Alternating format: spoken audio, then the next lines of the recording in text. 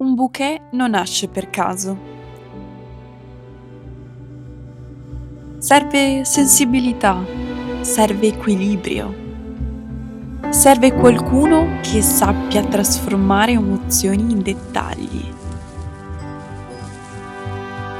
Forse è per questo che oggi, guardando Franco del Bouquet d'Oro di Treviso lavorare, abbiamo pensato subito alle mamme, perché anche loro, ogni giorno, creano bellezza senza mai mettersi al centro.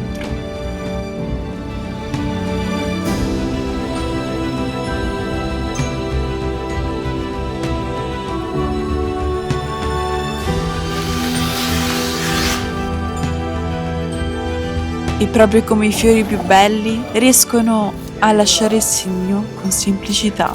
Insieme a qdpnews.it un augurio a tutte le mamme, quelle che fanno sbocciare amore ogni giorno.